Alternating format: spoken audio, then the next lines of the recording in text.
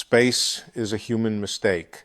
Not a mistake in the sense of being completely wrong, but a mistake in the sense of misidentifying something emergent and observer-dependent as fundamental and objective.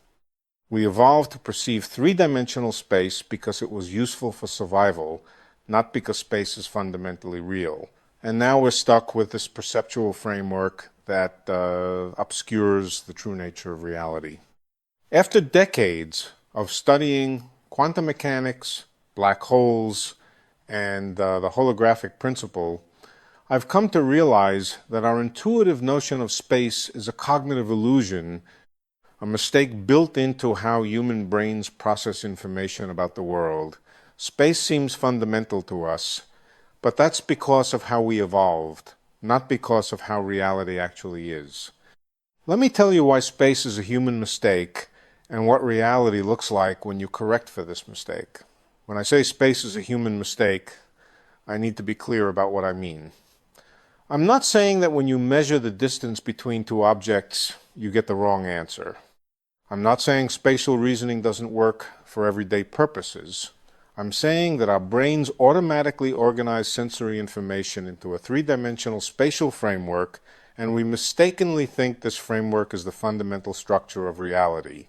Evolution shaped our perceptual systems to create useful models of the environment, not accurate models of fundamental reality.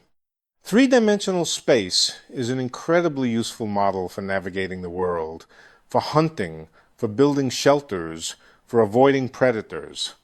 But useful and fundamental are not the same thing. We made a mistake, a very understandable mistake, in assuming that the framework our brains use to organize perception reflects the deep structure of reality. Space is not fundamental, it's a perceptual construct, and treating it as fundamental has led us astray for millennia. Let me start with evolutionary biology. Why do we perceive three-dimensional space? Because our ancestors, who could accurately model spatial relationships, survived better than those who couldn't. If you can judge the distance to a predator, you can run away at the right time. If you can navigate through three-dimensional environments, you can find food and shelter. Natural selection favored brains that construct spatial models, but evolution doesn't care about metaphysical truth. It cares about reproductive success. The spatial model just needs to be good enough to help you survive and reproduce. It doesn't need to reflect fundamental reality. And we know that perception is constructive, not passive.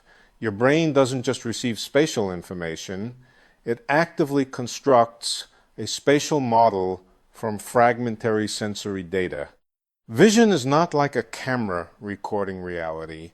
It's your brain making educated guesses about what's out there based on limited information. The three-dimensional space you experience is your brain's best guess about how to organize sensory input to make useful predictions. It's a model, a simulation, not a direct perception of reality. We made the mistake of thinking this constructed model is reality itself. We reified space, treating it as a thing that exists independently of our perception, but it's a perceptual construct, and not even a very accurate one when you get to the quantum level or relativistic speeds or extreme gravity. Space is a human mistake because we confused a useful perceptual model with fundamental reality. Now let me tell you about the physics that reveals this mistake. Start with quantum mechanics. In the quantum world, particles don't have definite positions in space until you measure them. An electron is not located at a point. It's described by a wave function, a probability distribution spread out over space. But here's the thing. The wave function doesn't live in physical space. It lives in configuration space, an abstract mathematical space with far more dimensions than 3. For a system of n particles, the wave function lives in 3 Newton's dimensional configuration space. The 3-dimensional space we perceive is a projection, a shadow of this higher dimensional configuration space. When we measure position, We're collapsing the wave function, forcing it to give us an answer in three-dimensional terms. But that answer is not revealing where the particle really was. It's creating a correlation between the quantum system and our measuring apparatus, both embedded in the emergent three-dimensional description. Quantum mechanics shows us that three-dimensional space is not where quantum systems live. It's where we, as observers, choose to localize them when we measure. Space is observer-dependent, measurement-dependent, not an objective arena. We made a mistake in thinking particles exist in three-dimensional space. They exist in Hilbert space, an abstract mathematical space, and three-dimensional space is just how we choose to represent certain observables. Let me tell you about special relativity and how it reveals another aspect of the mistake. Einstein showed that space and time are not separate, absolute things. They're aspects of a four-dimensional space-time, and how you divide space-time into space and time depends on your reference frame. What counts as now for you, the set of events happening simultaneously in space, is different from what counts as now for someone moving relative to you. Your three-dimensional space at this moment is not the same as their three-dimensional space at this moment. So whose three-dimensional space is the real one? Neither. Both. The question doesn't make sense. Three-dimensional space is not an objective feature of reality. It's a frame-dependent slicing of four-dimensional space-time. We made a mistake in thinking there's an objective three-dimensional space existing right now. There are infinitely many equally valid three-dimensional slices depending on your reference frame. Space is relative, conventional, observer-dependent, and general relativity makes it worse. In curved space-time, there's no natural way to even define global spatial slices. Different observers in different gravitational fields experience different notions of space and time. The three-dimensional space we intuitively perceive is a human-scale approximation valid only in weak gravity and at low velocities. It's not fundamental. It's an artifact of our evolved perceptual system dealing with a limited range of conditions. Space is a human mistake because we generalized from our limited evolutionary environment to fundamental reality, and relativity shows this generalization is wrong. Now let me tell you about the holographic principle, which reveals the deepest sense in which space is a human mistake. The holographic principle says that all the information in a three-dimensional volume of space is encoded on the two-dimensional boundary of that volume. For a black hole, this is precise. The entropy, the information content, is proportional to the area of the event horizon, not the volume. Everything about the interior is encoded on the two-dimensional surface. If information is fundamentally two-dimensional, then one of our three spatial dimensions is redundant. It's not carrying independent information. It's a derived, emergent concept. We perceive three dimensions because our brains construct a three-dimensional model. But fundamentally, reality might be two-dimensional, with the third dimension being a holographic projection, an illusion created by how information is organized. The AD-CFT correspondence proves this for certain spacetimes. A three-dimensional universe with gravity is exactly equivalent to a two-dimensional quantum field theory without gravity on the boundary. The interior dimension literally doesn't exist at the fundamental level. It emerges from two-dimensional physics. We made a mistake in thinking all three dimensions of space are real. One of them is an illusion, a holographic projection from two-dimensional information. Our brains construct three dimensions because that's useful, not because all three are fundamental. Space is a human mistake because we perceive three dimensions when reality is fundamentally lower dimensional. Let me tell you about entanglement and how it shows space is not the fundamental structure. When two particles are entangled, they're not independent objects separated in space. They're part of a single quantum system that doesn't factorize into separate parts. The quantum state of entangled particles is a state of the whole, not of the parts. There's no separate fact of the matter about each particle's state. They're not two things in different locations. They're one thing described by a joint state. Space makes us think of them as separate, as two objects at different positions, but that's our mistake, imposing spatial separation on something that's fundamentally non-separable. And it gets deeper. In ADS, CFT, the geometry of space, the distances between points in the bulk, emerges from entanglement patterns in the boundary theory. Strongly entangled degrees of freedom correspond to nearby points, weakly entangled correspond to distant points.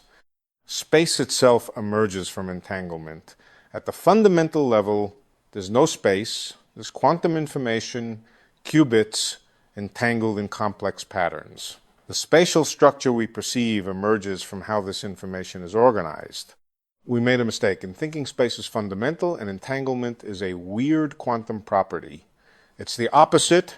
Entanglement is fundamental and space is the emergent, derived concept. Space is a human mistake because we see separation where there's quantum correlation, and we miss that space itself comes from entanglement patterns. Now let me address how our perception constructs space. When you look around, you see objects at various distances arranged in three-dimensional space. This seems like direct perception, like you're seeing reality as it is, but neuroscience tells us otherwise. Your brain is taking two-dimensional images from your retinas, slightly different for each eye, and computing depth from the disparity. It's using motion, parallax, perspective, shading, all kinds of cues to infer a three-dimensional structure. This inference is not perfect. Optical illusions exploit cases where the inference goes wrong. Magic tricks exploit assumptions your brain makes about spatial structure. You can be fooled about depth, distance, size. Your perception of three-dimensional space is a computed model, not a direct readout of reality. Your brain is solving an inverse problem. Given sensory input, what spatial structure most likely produced it? And the model is optimized for survival, not truth. It has systematic biases. You perceive smaller distances as closer than they are, perceive vertical distances as larger than horizontal ones, all kinds of distortions that were useful evolutionarily. We made a mistake in trusting this constructed, biased, approximate model as a guide to fundamental reality. Space as we perceive it is a brain-generated simulation, not objective reality. Space is a human mistake because we conflated our brain's perceptual model with the structure of reality itself. Let me tell you about how physicists corrected this mistake gradually. Newton thought space was absolute, existing independently, the same for everyone. This was natural given everyday experience, but it was a mistake. Einstein corrected it partially with relativity, showing space is relative, observer-dependent, unified with time into spacetime. This was a step toward recognizing space as less fundamental than we thought. But Einstein still treated spacetime as fundamental, as the background on which physics happens. General relativity is a theory of dynamical spacetime geometry, but it still assumes spacetime exists. Now we're taking the next step, quantum gravity, holography, AD-S, CFT. These are showing us that spacetime itself is emergent, not fundamental. It arises from quantum information, from entanglement, from degrees of freedom that aren't spatial. Physics is correcting the human mistake of reifying space. We're learning that space is an emergent, approximate, observer-dependent concept, not the fundamental arena of reality. And this correction has been resisted every step of the way because space seems so obviously real to us. Our intuition shaped by evolution, keeps insisting space must be fundamental, but the physics keeps telling us otherwise. Space is a human mistake that physics is slowly correcting despite our intuitive resistance. Now let me address language and how it reinforces the mistake. All human languages are built around spatial metaphors.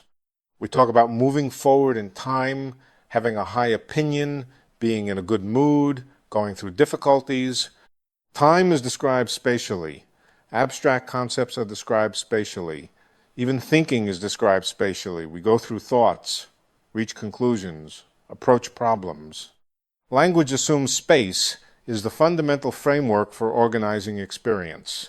This linguistic structure reinforces our intuition that space is real, fundamental, objective.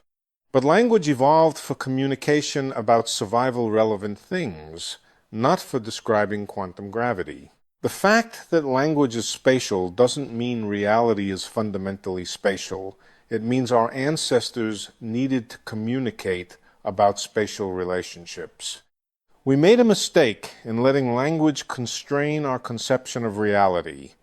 The grammar of space is a feature of human cognition and communication, not a reflection of nature's deep structure. Space is a human mistake reinforced by the spatial structure of human language. Let me tell you about how classical physics encoded the mistake. Newtonian physics, Maxwell's equations, classical field theory, all of these assume space is fundamental. Fields are defined as values at points in space. Particles have positions in space. Laws are written in terms of spatial coordinates.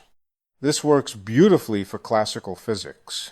You can predict planetary orbits, electromagnetic waves, fluid flow, all using spatial descriptions. The success of classical physics seemed to validate the reality of space.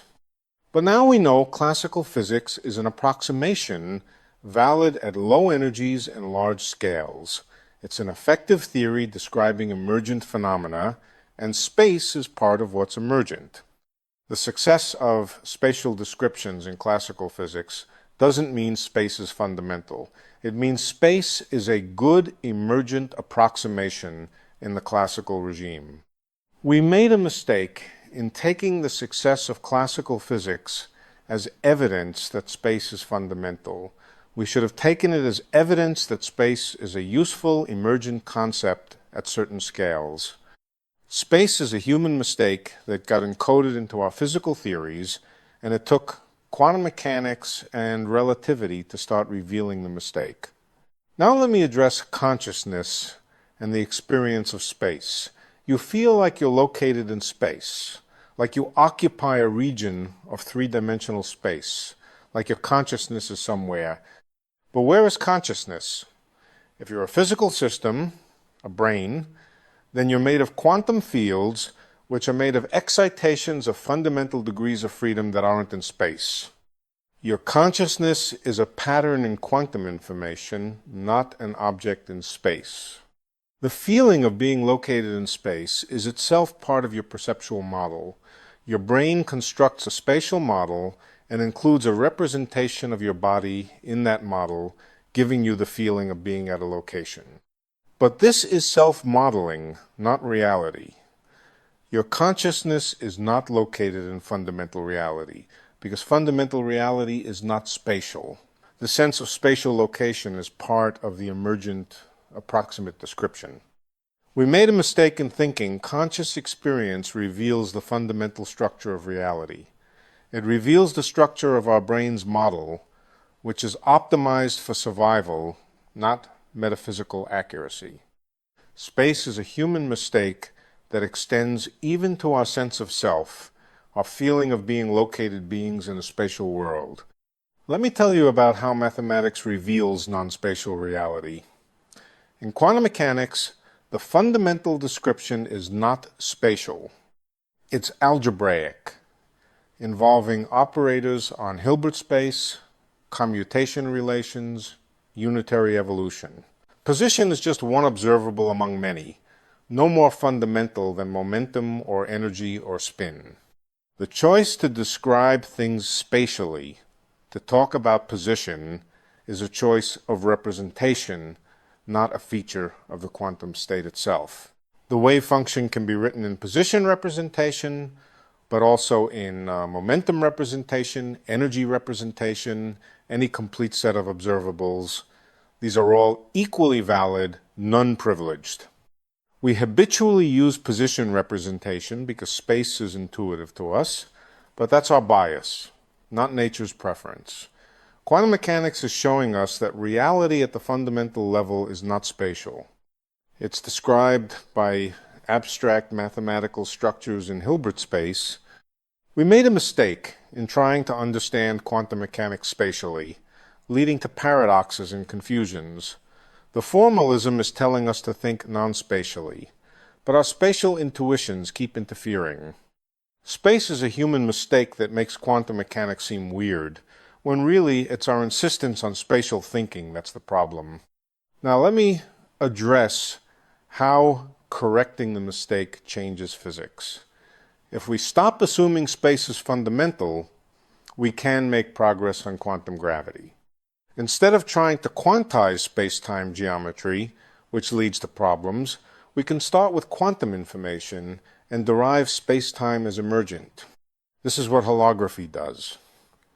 At S, CFT starts with a boundary theory that's not spatial in the bulk direction, and space-time emerges.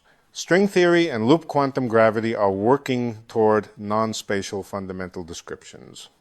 The mistake of assuming space is fundamental has held back quantum gravity. Correcting the mistake opens new approaches. Similarly for cosmology, if space is emergent, the Big Bang singularity might not be a real physical singularity.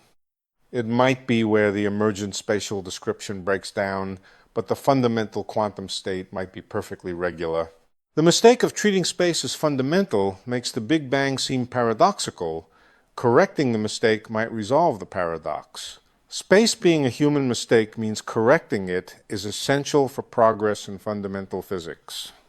Let me tell you about artificial intelligence and how it might not make the same mistake. AI systems don't evolve in physical environments navigating three-dimensional space. They process information directly.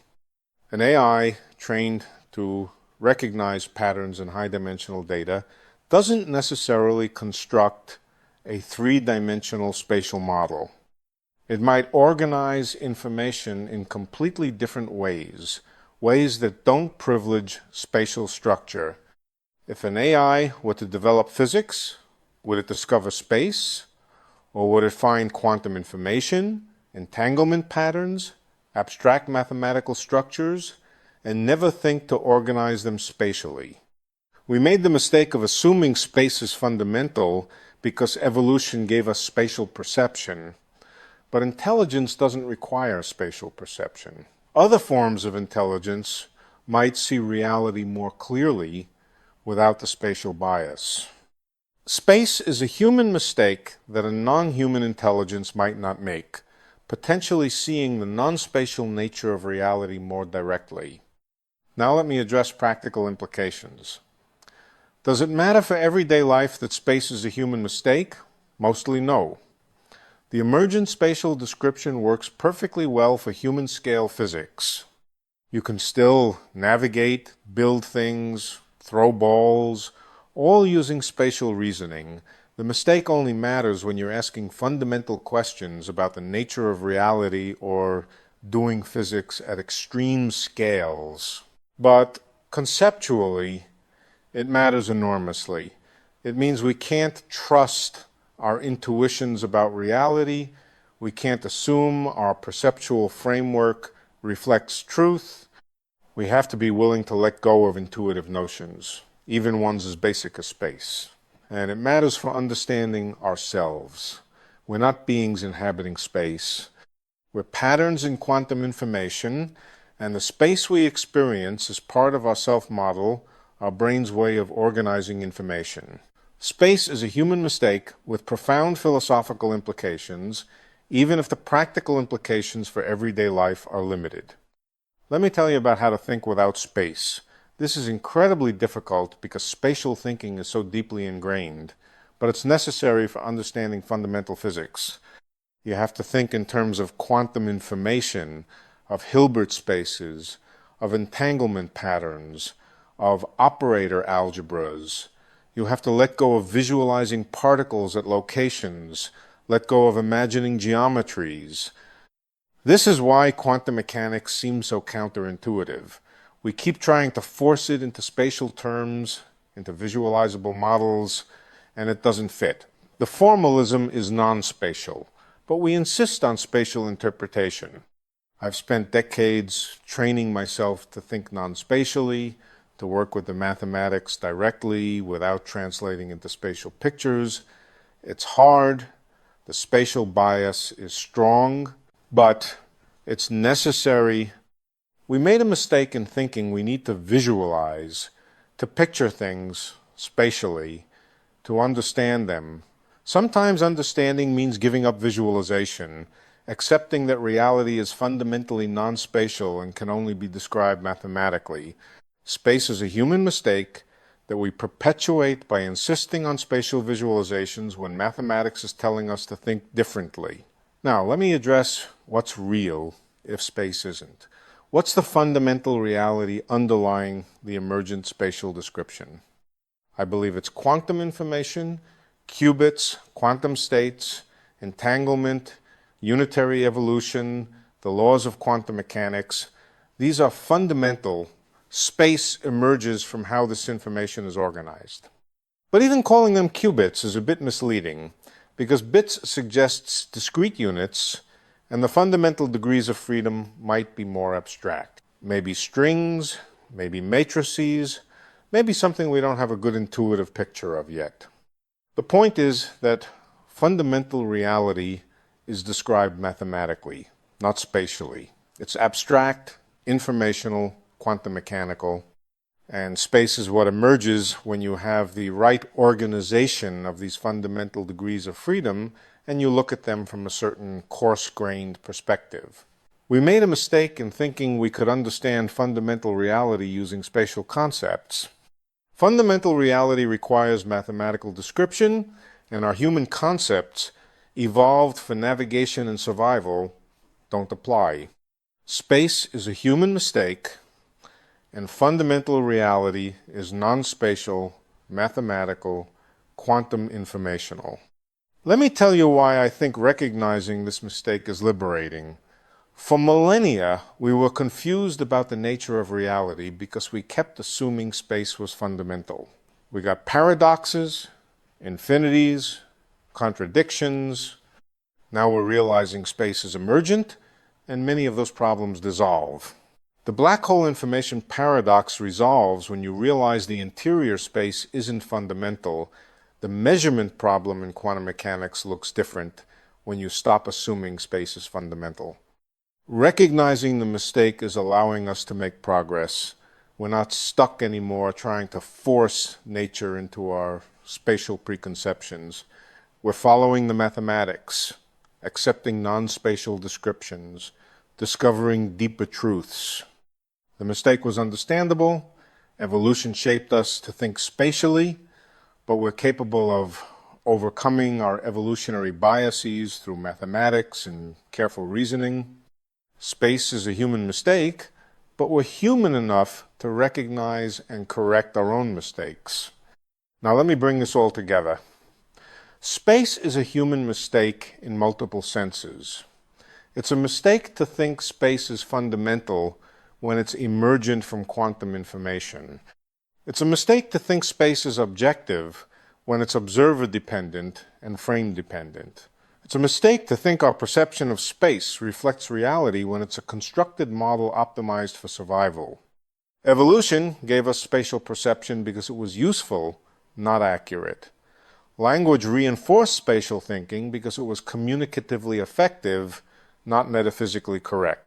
Classical physics encoded spatial assumptions because they worked in the classical regime, not because they're fundamental. And we made the mistake, again and again, throughout human history and the history of physics, of reifying space, treating it as the fundamental framework of reality. But physics is correcting this mistake. Quantum mechanics showed space is not where quantum systems fundamentally live. Relativity showed space is not absolute or objective. Holography showed one dimension of space is redundant. SCFT showed space can emerge from non-spatial physics. We're learning that space is emergent, approximate, observer-dependent, and ultimately not fundamental. We're correcting the human mistake. And this is one of the great intellectual achievements of our time. We've recognized a deep bias in human cognition, a mistake built into our perceptual systems, and we've managed, through science, to see past it, to glimpse the non-spatial reality underneath. Space is a human mistake. And the story of physics is partly the story of recognizing and correcting this mistake despite our deep evolutionary bias toward spatial thinking. I find this beautiful. It shows the power of mathematics and careful reasoning to overcome intuition. It shows that reality is stranger and more subtle than our evolved perceptions suggest. It shows that we're capable of questioning even our most basic assumptions about the nature of existence. Space is a human mistake, and recognizing this mistake is bringing us closer to understanding the true non-spatial, quantum informational nature of fundamental reality.